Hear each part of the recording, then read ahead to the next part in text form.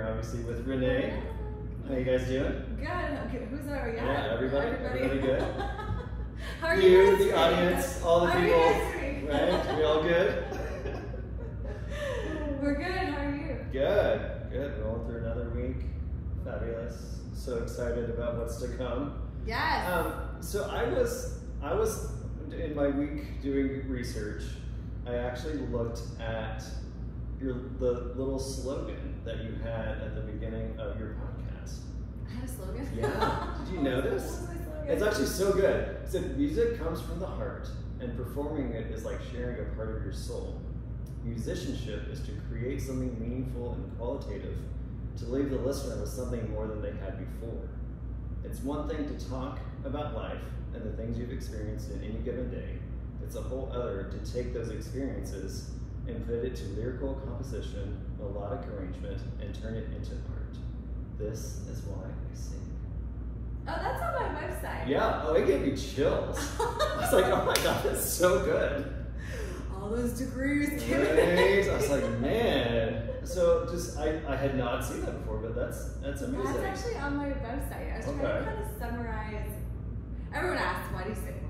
Why do you sing? Why do you write music? Like, yeah, why do you do this? And yeah, I love it. But like, I was trying to kind of synthesize, or I should say articulate in a very concise manner why it is that I sing.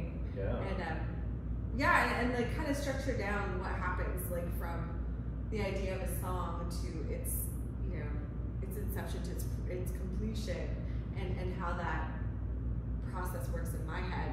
So yeah, like I sing because I have. It's like it's a compulsion. Right. You can't help yourself. And not even the singing. Everyone sings. We sing in the shower. Like everybody. I don't care who you are. You sing. Right. Like somebody. Like yeah, I love singing. Everyone sings. Yeah.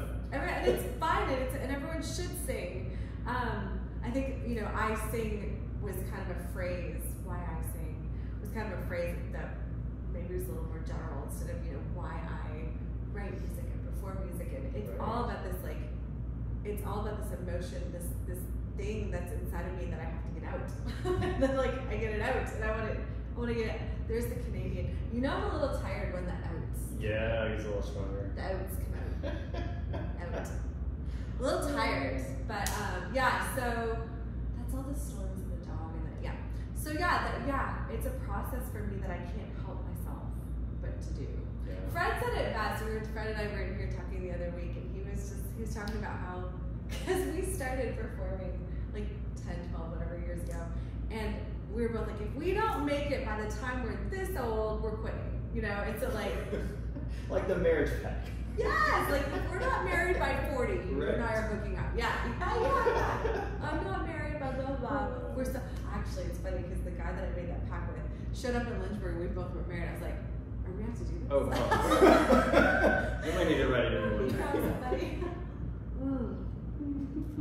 But he was saying like he explained it really well. He's like, there's like a hole in his heart that like, and music's what fills it. Like you can't just decide at a certain age that little hole isn't there. Like, right. It's why I just found out that singer from Matchbox 20 is coming back out of retirement. You can't. If this is the thing for you, you can't stop. Yeah. It's why there are cities all around the world where people will play in little clubs and bars till the day they die. Because if it's part of your makeup, you can't stop it. No, some of them have been doing it literally for decades. And then even come back for like tours even after they stopped. Like they just keep going. Oh, but I can tell you, I can give you names here in town that have been played and that they play in the city and they cannot stop. Yeah. Can't stop. It's part of your DNA. Yeah. So last year you actually talked about stage fright and stage presence. Huh? And the fact that nerves were not the stage, the nerves were about the vulnerability of your music and sharing a part of your soul. For me. For you. Okay. Like this is what you had said. Yeah. Would you say that that's still the case? That is about the vulnerability, even at this point. Because that was last year or the year before. I can't remember. Would you say that vulnerability of sharing your soul? Explaining where my nerves ever came from. Right.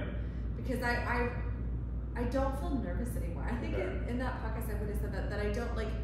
It's just kind of like when I was teaching university, I was teaching people to public speak, and I was telling them like, you have to get in front of the class because I need to wear you down so that when you see a stage and you see people, and you've done it so much, you're like, it's kind of like children. They look like drunk adults until trying to walk. They're constantly and if they knew how ridiculous they look, they might not try so hard. But they have to keep going until one day I was thinking about this walking the other day. We don't think about walking anymore. You don't even think about it. When's the last time you thought about walking? No, not at all. One foot for the other. Because it becomes, and I don't know that this is true of every artist, but I feel like most artists would probably say walking onto a stage at some point is just like walking into the shower and singing. And you just do, you don't even. So for me, I don't get nerves anymore, but I did. So I think the story I was talking about was well, you were talking about the bathroom at the bar. The first time that I ever played on stage. The first time I ever played my music, all my original music, not in a church, not in a nothing that was structured. I put this together. I picked a day of the week. I promoted it. I've done everything. If it flopped, it was all on me. Not to mention, if they don't like my music? Yeah. And just in it, it was every seat was filled, and I sang 6 songs. But I remember Leslie found me in the bathroom. She's gonna tell the story I was in the bathroom shaking. It wasn't like that. I was just in the bathroom really overwhelmed about what I decided to do, and just I was like, okay. Should I don't think that there's ever a time I've been. Some people get so nervous they get nauseous, or it was never an extreme thing for me. It was just a cognizance of new. I've never done this before. I've never tried to do this before. I don't know what it's gonna feel like. I don't know if I'm gonna suck. I don't know, so that's I think why the nervousness should not be a continuing emotion, because the more shows I did. I once read the Beatles, there's a book by Malcolm Gladwell called Outliers, and in the book he talks about the fact that the very successful people, it's actually, if you boil it down, it's broken down into literally, it's not as magical as it seems. They've literally put in so many, it's 10,000 hours, I think he said. They've done 10,000 hours of work that have gotten them to the place, but you don't see the 10,000. You just see them on a major stage. So the Beatles were playing bars, and he had their 10,000 hours logged for where they put in all this time before they became famous. And by the time they became famous, it was nothing to them. Where are the people in the world that saw them when they were green on a stage somewhere in England, singing their first "Hey Jude" or whatever? I think that everyone really. I'd like to know someone who doesn't get into something brand new that isn't nervous. Well, but then there's going to be the difference between the nerves of being on stage and then just the fear that they're not going to like what you're doing. I think that the nerves, so that I think is an individual thing. That when I taught public speaking, there were kids that came into my class and I'm like, they will never speak in front of people. It doesn't matter how hard. My big goal for them was to just get up and say something. I think that there is a personality thing that's got nothing to do with nerves, or it's just you have stage fright. There are just some people who don't want to be in front of people, don't want to be like that. And it's crazy because there's some phenomenal musicians and vocalists who will never step foot on a stage because they don't want that. There isn't even an amount of money. That's really, remember I told you earlier, it's this thing you can't help. They don't want that. It's like I've met people who are brilliant piano players, but they really just want it. It's funny how the things that some people are naturally gifted at, they want the exact opposite. But no, I don't think that those are the same. I think someone who has stage fright probably has no business being in show business. Fair. But I think that if it's just nerves because you've never done that before, I think everybody goes Everybody's gonna have that. Somewhere along the line you had that. Maybe you were a kid that was put up on stage from young age, so that was all taken care of in your youth. For me, I was on stage my whole life, but I took I went to college and I took a hiatus. So I said this in the podcast. For me, it really was that it was the vulnerability that these are my songs. I'm not singing someone else's song that everyone likes. That's easy. It's not like a cover. That's easy. Karaoke, that's easy. already know who likes the song. Now you're just worried about whether or not they're gonna like your voice and your version. Right. But in this case, it was like the vulnerability of these are my words, these are my stories that I wrote. Like that was a scarier thing for me than getting up and sing. I mean, I've been singing for people forever. Right. It was more just the vulnerability of this is my song. Yeah. You've never heard it before. Please like it. Please like what I'm doing. Please like my song. Well, it's funny because I feel like it changed for me when I was doing something that I was passionate about, as far as having that stage fright. Because I was always terrified to go on stage, but then when I was speaking about something that I was passionate about, it was like it was suddenly gone. Oh, it was no big deal. It was no big deal. I was like, so I wonder if that can also be a piece of that. If you're doing something that you are passionate about and you love, again, if you're not intended to be on stage, then obviously that's going to show. But I think those people need to just yeah. accept that place, and it's a perfect place in life to be. There's nothing wrong with yeah, that. because like I feel like once you gain that confidence. Well, it's confidence. Yeah. So it's kind of like now I don't care if someone likes or does not like my song. Literally don't care. And is that because I've got enough people that have listened to my music and love it, so I have enough affirmation that I'm not worried about them? Because no, everyone's not going to like it. No. We're just talking about Foo Fighters, Dave Grohl. There are people who do not like Foo Fighters, don't care for Dave, and that's fine. And that's okay. You don't you know, have to. like, and getting to that place where you're kind of okay, like you're not meant to win over the world. You're meant to find your tribe. Like you're meant to find your people that love what you do, support what you do, and it's been very cool to see how those people have come about my life and still are. You know, thinking about the National Digest editor, Right. who's like one of my biggest fans now. You know, and there may be other editors who are like, nah, she's fine. That's fine. That's okay. Finding that tribe. That's it. I love it. This morning you were talking about the difference between someone who is successful and not being the ability to hear no. Yeah. And do you think that ties over into the music world as well? I don't see how it could. So I mean, because again, like I always tell the story about Howard Schultz starting Starbucks and trying to get that bank loan, and he got turned down like 342 times or something ridiculous. Oh, ridiculous number. Like Have you ridiculous seen that amount. meme that talks about like him, Oprah Winfrey, like all these major players, and the number of times they heard no. So and to think if they had stopped at that point. Quit at that point. Yeah, I just quit. I think for me, part of it. Let me just put this. Sorry, I forgot to put my phone on airplane. I know. Hold on. Is it still recording? Oh, it still records even if it's on an airplane. Yeah. Huh. Cool. Actually, maybe it doesn't. Hold on. Let me put this in airplane first. Sorry. This is the life. This is called life. Right. Okay, yeah. It may have glitched. Non-stop. Sorry about that. No, you're good. So I think for the no's, the whole book was talking about the fact that like so many people, the book is called Ask, by the way. The name of the author is left me. Just look up Ask. Fitting. Yes. That the title is called Ask because they were saying you don't have because you haven't asked, and that humanity by nature is a helping. For the most part, humans want to help each other. You see, we see someone in need and we help. Like there's a handful of people that may not respond like that, but for by and large, this is human nature. Yeah. And as we're trying to accomplish our goals and our dreams, we don't have a lot of things because we're too afraid to ask. And why? What is it you're afraid to ask for? Because you want to hear no. She actually made this. It was really cool. She was talking about children. She says she loves to watch kids because kids are so resilient. And she said maybe it's because children have not. I keep going back to kids, but kids really, if you watch them, it's so much of the stuff that we've left that are the things that, like, they don't see impossibilities. It is possible to have a car with rainbow wheels. It's totally possible. Absolutely. When you ask the 5-year-old what kind of car she wants, I want a white car with rainbow wheels, and that makes perfect sense. So they also aren't afraid, like, you know, if you have children or been around children and they see something you want, can I have it? Please, can I have it? Can I please have it? But can I please have it? Then you say no, like the hard no, like you think is a hard no, and then the next time you're around, whatever it is and they want it, here it comes again. Like, like think of my dog. Yeah. It is a resilient, like, I want this, I want this, I want this, I want this. And she speculated that we lose that childlike attitude because we have the effects of so many no's.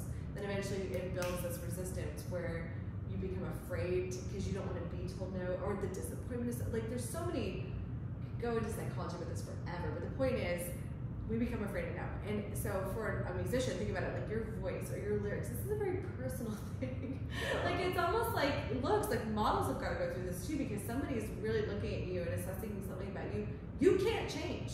Like you can't like, okay, so you could get surgery. I get it. But like really your voice is your voice. The voice you got is the voice you were given. You can't, I'm never gonna sound like Whitney Houston. I'm never gonna sound like Mariah. I sound like me. And so putting that out there and seeing it as like, will you guys accept this? And that like that no to me is harsher than can I have a chocolate? Like yes, the emotions are the emotions tied to like but like the things a child might ask for versus the emotions tied to like this thing that's so personal like you cannot change. Yeah. You know, like I think what like a drummer can change how they drum, but like that skill set, like it's still there's a personal ability to that, but the voice is just so to me, so sensitive. So yeah, when we talked earlier about the no's, it was instead of hearing no's, think of them as next. So when someone says no, you go next. Because we just said this, not everyone likes Dave Grohl, not everyone likes, I mean, I've never been one for heavy metal. I just can't. Can't get into it. Can't. No. But I know there is a huge culture out there that freaking thrives, like literally gets up and like that is the soul and heartbeat of their life.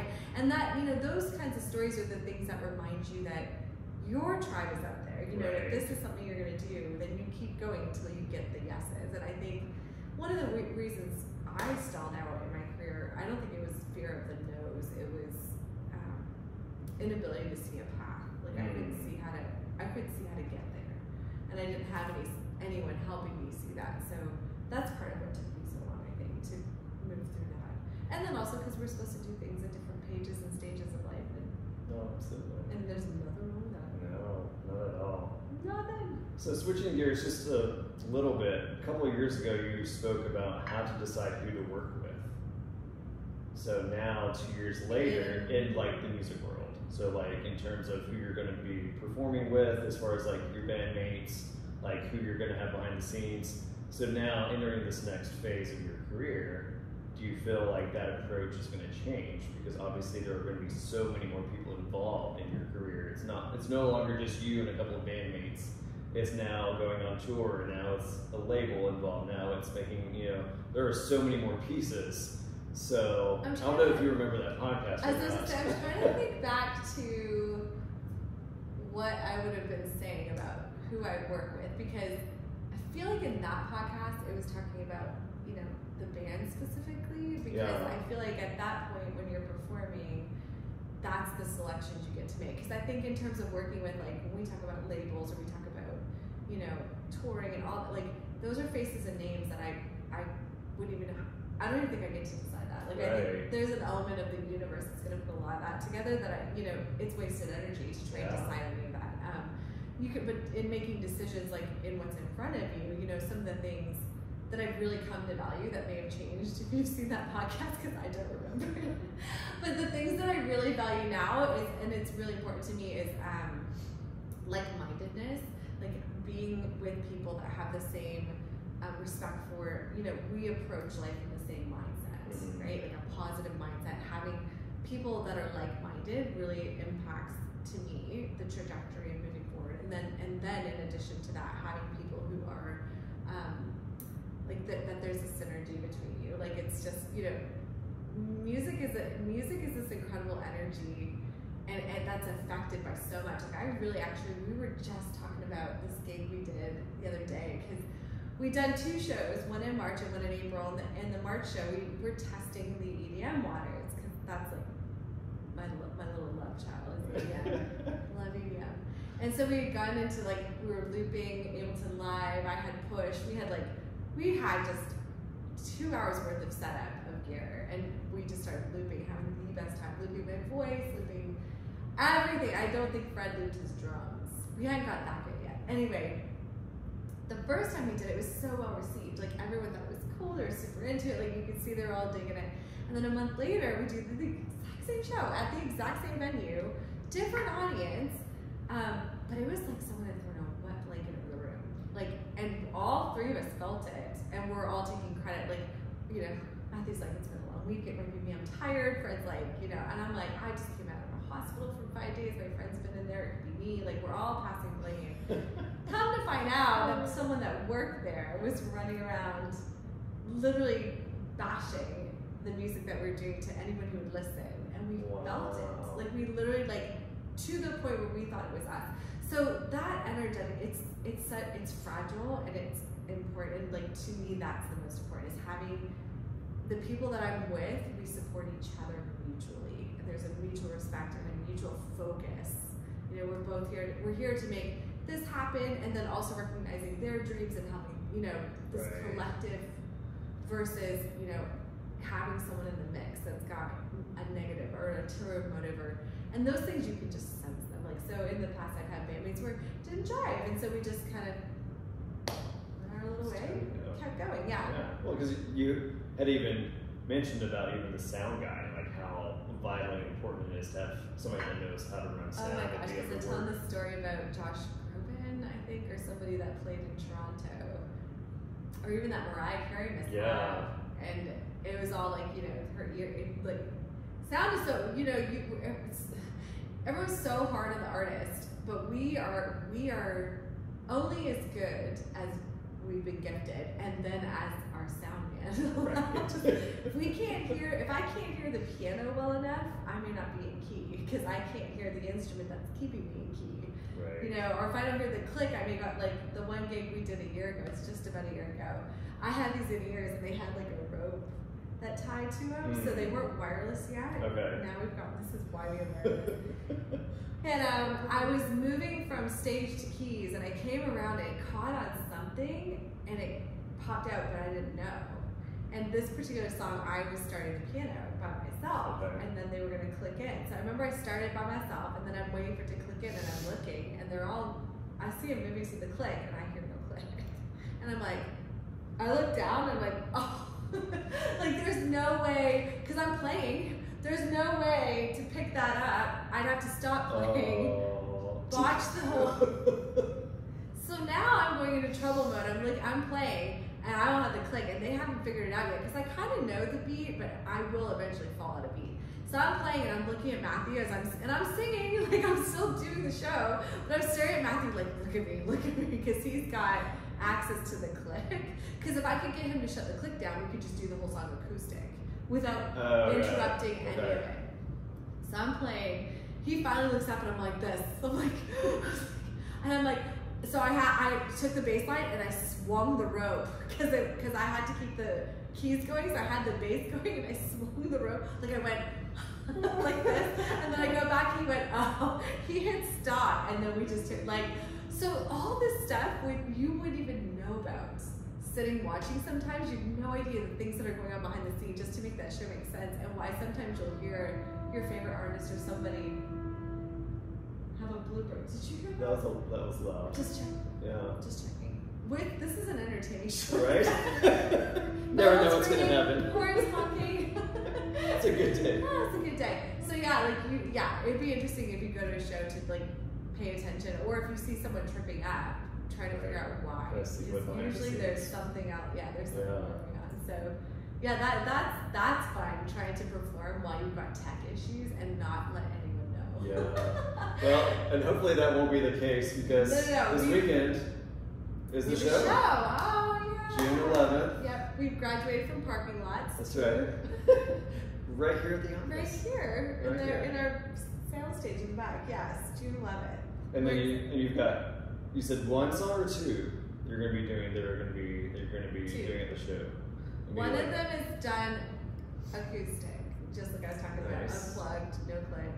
And then the other one is a new remake of an old song, but it's not yet released, but it's a new song we haven't performed yet, so it'll be fun. Nice. So June 11th, 7 p.m. Doors open at 7. If you're watching this, I'm pretty sure by the time most people hear this podcast, it'll probably be done. Long be gone. Yeah. If anyone hears before.